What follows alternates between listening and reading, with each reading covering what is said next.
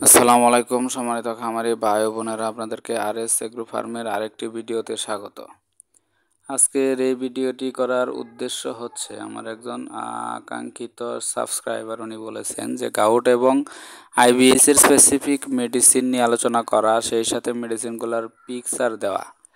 তো আপনারা জানেন গাউটের সাথে আপনার আইবিএসটা প্রায় 50 থেকে 60% আসে। তো এটা আমি বলতে ভুলে গেছি গত ভিডিওতে যে আপনার গাউটের সাথে আপনার ইকোলাই রোগটাও কিন্তু আসে প্রায় 95% খামারে আপনার ইকোলাই আসে। এটা অনেকে বুঝে না বা জানতে পারে না। সাধারণত আইবিএস এবং গাউটের চিকিৎসাই করে যায়। ইকোলাইটা মূলত পরবর্তীতে এমনিতেই সেরে যায়।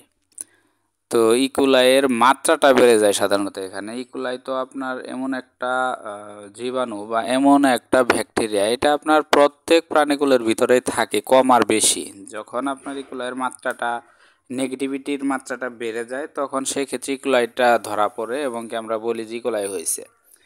তো তার জন্য মূলত অ্যান্টিবায়োটিক ইউজ করতে হয়। এখানে আপনার ইকুলাইটা এখানে আমি অ্যাড করব না, ইকুলাইয়ের মেডিসিনটা, যেহেতু এটার চ্যাপ্টারটা মূলত আলাদা। তো আমি ঘাউট এবং আইবিএস নিয়ে কথা বলবো এখানে, যেহেতু দুইটার রোগের চিকিৎসা প্রায় সেম। তো ঘাউট এবং আইবিএস এগুলা মানে প্রায় কাছাকাছি। এই দুইটা রোগের ক্ষেত্রে কমন একটা বিষয় হচ্ছে আপনি অ্যান্টিবায়োটিক ইউজ করবেন না। অ্যান্টিবায়োটিক ইউজ করলেও তুলনামূলক নিয়ম কানুন মেনে ইউজ করতে হবে, ডাক্তারের পরামর্শ নিয়ে ইউজ করতে হবে, বা অভিজ্ঞ কোনো খামারির পরামর্শ নিয়ে ইউজ করতে হবে। এটা হচ্ছে একটা বিষয়। আরেকটা বিষয় হচ্ছে আইবিএস অথবা গাউট যদি হয়, আপনি চেষ্টা করবেন আপনার খাবারের অভ্যাস অথবা খাবারের আইটেম কিছুটা পরিবর্তন আনা। যেরকম হচ্ছে আপনার হয়তো বা খাবার যদি প্রোটিনের পরিমাণ বেশি থাকে, একটু কমিয়ে আনার চেষ্টা করবেন। সেটা প্রাকৃতিকভাবে বা কৃত্রিম যে কোনোভাবেই আপনি ট্রাই করবেন, সেটা নিয়ে আলোচনা করছি যদিও। আবার আরেকটা বিষয় নিয়ে চেষ্টা করবেন, সেটা হচ্ছে আপনার ক্যালসিয়াম জাতীয় এবং অ্যাসিড জাতীয় যে মেডিসিনগুলো আছে, এগুলো আপনারা একটু কমিয়ে আনার চেষ্টা করবেন। যেহেতু এখানে খাবারের একটা ব্যাপার থাকে গাউট এবং আইবিএসের ক্ষেত্রে, আপনি সেক্ষেত্রে খেয়াল রাখবেন যদি আপনার খাবারের আর্দ্রতা বেশি থাকে আপনার। আবার দেখা গেছে যদি এখানে ফাঙ্গাসের পরিমাণটা যদি লক্ষ্য করা যায়, সেক্ষেত্রে আপনার ওই ফিডটা চেঞ্জ করবার চেষ্টা করবেন। ফিডের কারণে হতে পারে। আবার পানির ক্ষেত্রে যদি আমি বলি, পানির পাত্রগুলো ডেইলি পরিষ্কার করার চেষ্টা করবেন এবং ফ্রেশ পানি দেওয়ার চেষ্টা করবেন 2 ঘন্টা বা 3 ঘন্টা অন্তর অন্তর চেঞ্জ করে দেওয়ার জন্য। এই নিয়মগুলা সাথে করবেন। শুধু মেডিসিন, অ্যাকচুয়ালি গাউট এবং আইবিএস এর শুধু মেডিসিন দিয়ে চিকিৎসা করা মানে করার উপর নির্ভরশীল হয়ে থাকলে চলে না।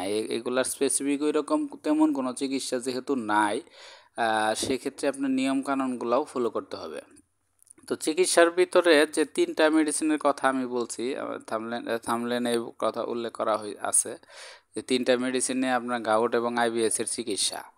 3টা মেডিসিন বলতে আপনার একটা হচ্ছে যে কোনো কোম্পানির কিডনি টনিক ইউজ করবেন, সেটা আমি এখানে ইউরিনেক্স দেখাই দিছি। ইউরিনেক্স আপনি ব্যবহার করবেন 2 লিটার পানিতে 1 ml ইউরিনেক্স।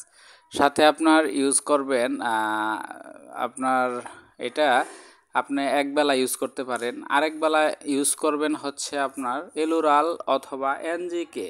এলুরালটার একটু দাম বেশি পড়ে। আপনি হয়তোবা 3 দিন এলুরাল খাওয়ালেন, তারপর আপনি এনজিকে খাওয়াতে পারেন। এনজিকের দামটা একটু কম, ইন্ডিয়ান কোম্পানি, এটা নন ব্র্যান্ডের একটা কোম্পানি।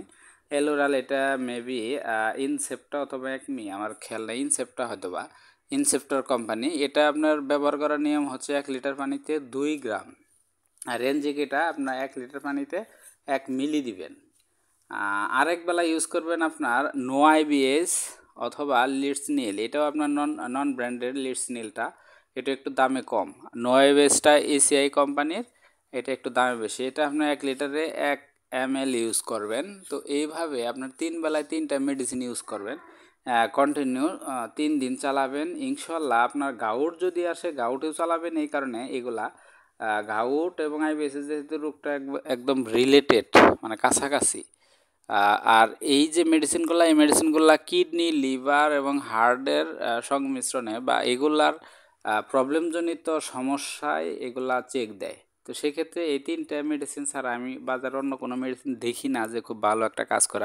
আর কিছু প্রাকৃতিক চিকিৎসা আছে, সেটা আলাদা ব্যাপার। ওই বিষয়গুলো নিয়ে আমার ভিডিওতে পূর্ববর্তী কোনো ভিডিও আপলোড করা হয়েছে, ওগুলো আপনারা দেখবেন, ওই নিয়মগুলো করবেন। আজকে জাস্ট এই 3টা ওষুধ নিয়ে কথাবার্তা বলবো এবং আইবিএস ও গাউট নিয়ে, গাউটের ক্ষেত্রে।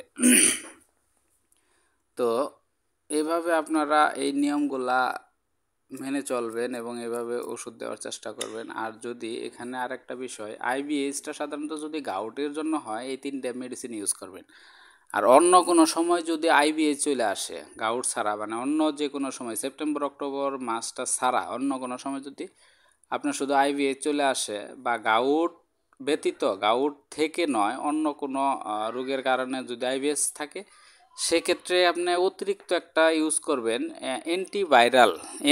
যে কোনো ধরনের একটা অ্যান্টিভাইরাল সাথে আপনি ইউজ করবেন, ফল খুব ভালো পাবেন। যেহেতু আইবিএসটা ভাইরাসজনিত রোগ, তার জন্য আপনার অ্যান্টিভাইরাল মেডিসিনটা ইউজ করা গুরুত্বপূর্ণ। এখানে যদি আমার ছবি নেই, আপনার যে কোনো কোম্পানির একটা বা মেডিসিন ইউজ করবেন, সেক্ষেত্রে মাত্রা উল্লেখ করে দেওয়া আছে, তাই মাত্রাটা আমি বলতে পারলাম না। যেমন একটার নাম বললে আমি জেলিয়ান বেট নামে একটা অ্যান্টিবায়োটিক আছে, এটা ইউজ করতে পারেন। তো মূলত এই কয়েকটা মেডিসিন আপনারা এই 2টা রোগের ক্ষেত্রে ইউজ করলে আশা করি ভালো ফল পাবেন এবং কিছু নিয়ম কানুন যেগুলো বললাম ওগুলো মানার চেষ্টা করবেন, আশা করি ভালো রেজাল্ট পাবেন। আজকের ভিডিও এই পর্যন্তই।